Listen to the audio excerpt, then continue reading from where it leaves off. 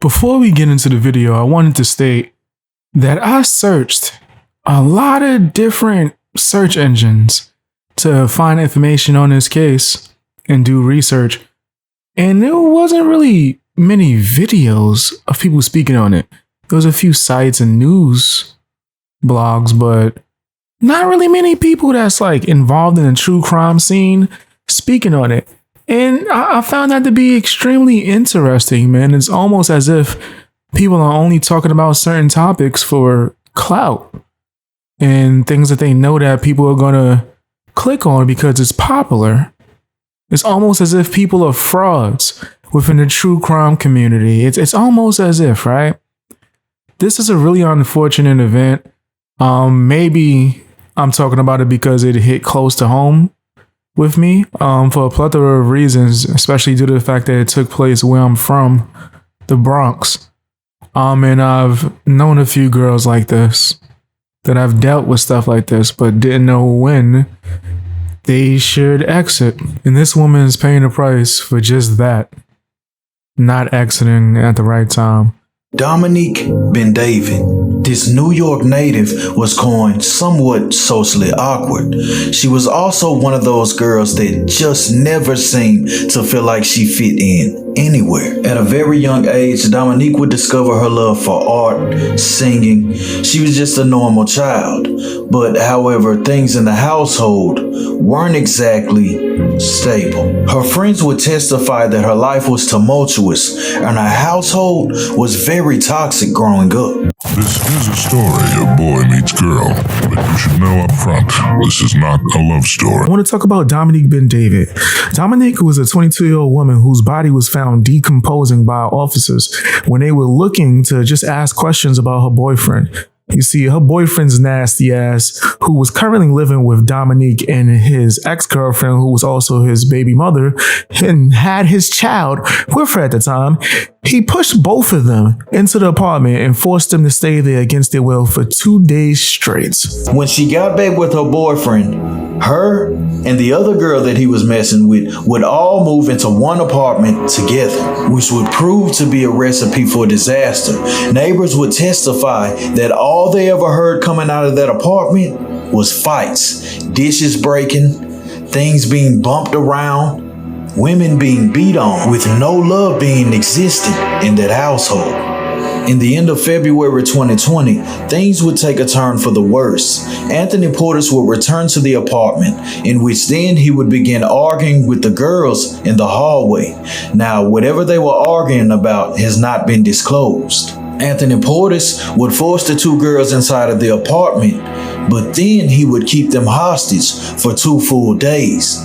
On March 2nd, his other girlfriend would end up escaping while he was asleep. However, Dominique would stay behind. Let me just take a brief moment to say how disgusting this loser is. This is what you do? This is what you do. And I'm not trying to make this a joke, but most guys that's living with 2 girlfriends, they're not out here wilding like that. I don't think that would be the first option for them. Clearly, you were bugged the hell out. And I'm not excusing him in any shape or form by saying that he was bat-ish crazy. No, put him in jail. Throw him under the jail.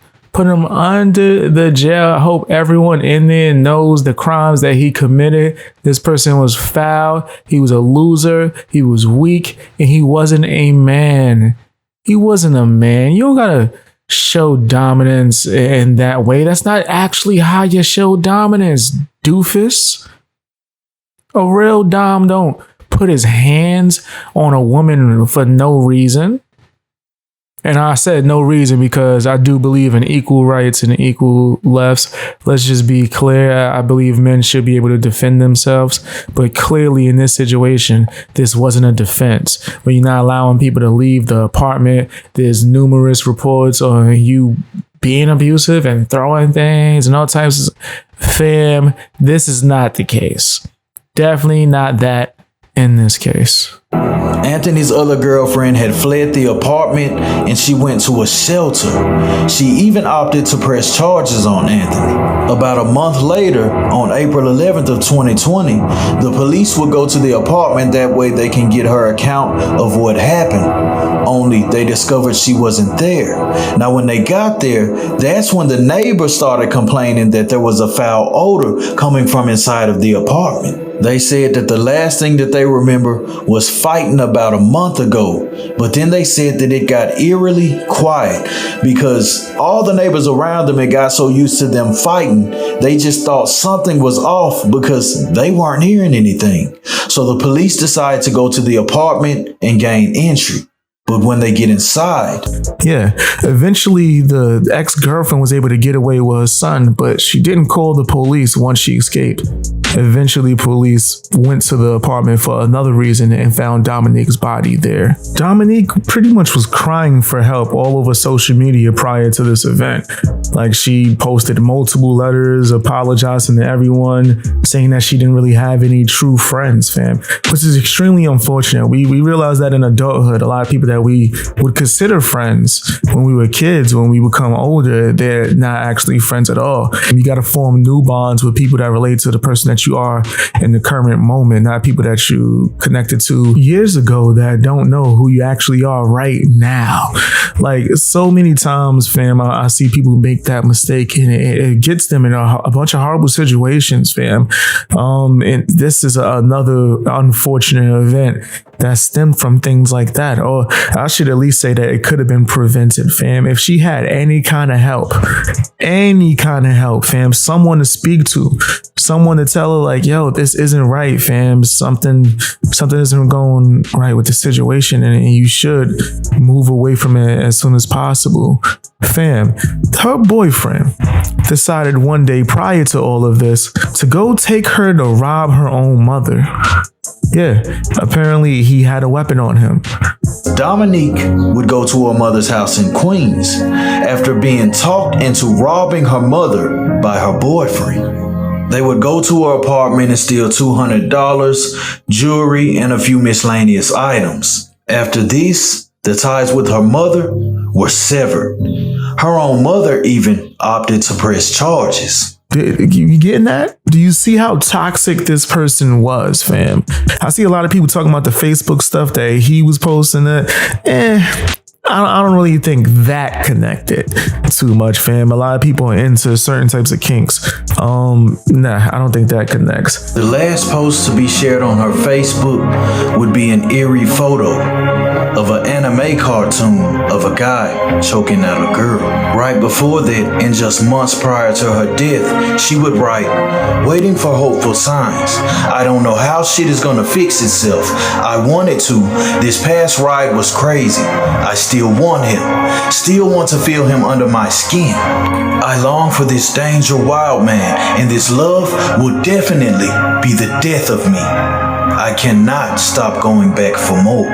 But the blatant things right there, right in front of you, like him taking her to go rob her own mother, I would think that's a clear sign. That's a screaming sign. Yo, something ain't right over here. Something ain't right.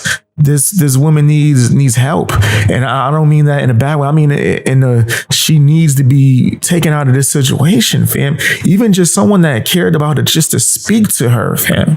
I think that a lot of people don't have that and they struggle through life because they don't have that, fam. But sometimes you have to be that person for yourself.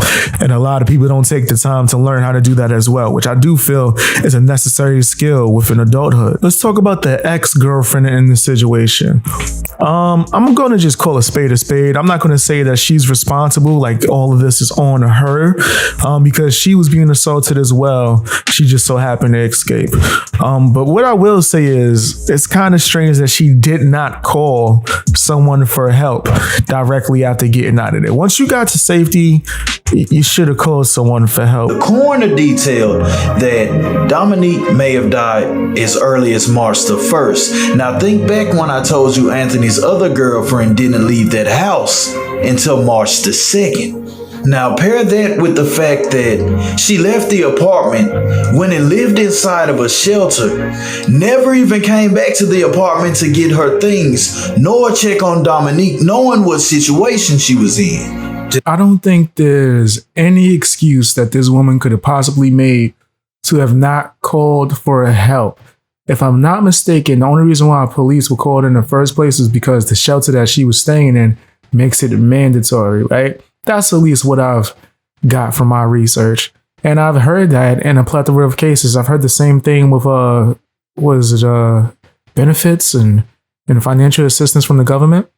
I've heard that if you're quote unquote say that you were involved in something domestic, you have to make sure the proper paperwork is filed, which would entail in you pressing charges or possibly taking them to court for maybe child support and yada, yada, yada, stuff like that, right? So it's not really unheard of for that to be the case. But either way, I don't think there's any excuse. You should have called the cops immediately.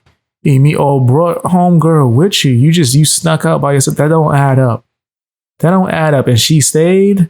You know more. You know a lot more than what you're saying. Did I forget to mention that the charges that she even filed against Anthony Portis were filed late? Now, if you're thinking that I'm insinuating that his other girlfriend had something to do with the murder, I'm not. I'm merely stating the fact that it's feasible that she knows way more than she is telling. I would assume, and I don't know if I'm wrong, but just right now from just judging off of what I've seen and the facts of the case, fam, I would assume that she probably didn't like Dominique. Fam, like I would believe that probably wasn't like a real good relationship between all of them. In fact, if I'm not mistaken, when I was doing research, the neighbors did say that they would hear arguments coming from their apartment on a regular basis. They were all staying together for about 6 months in their apartment building. So yeah, it was some friction there.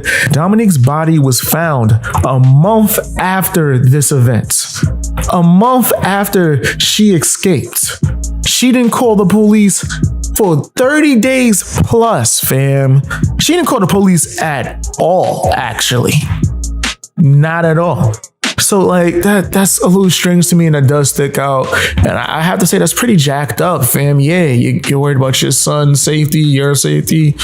Once you got out of harm's way, why not say anything? Like that is, I don't know. That just doesn't sit well with me, man. This is an insane story, man. And that's why I tell stories like this and share it, because I think they could be precautionary tales, fam, of how to avoid these type of relationships or avoid these type of people like Dominique, the person that she was with. Like you got to stay away from guys like this, and vice versa. It's not really a sex thing. It could be a female too. Stay away from females that have that type of nature. But that type of toxicity, you got to stay as far away from it as possible. And when it comes to making friends, fam, you will lose contact with some old ones. Some old ones might not really have been there for you in the first place. But you can find new friends. But more importantly, you got to find more respect within yourself for yourself. And then you can move from there. But let me know what you guys think about this, man. If you have any more information or you believe that I got something wrong, let me know in the comment section or via email. Watch more videos. I'll see you guys later.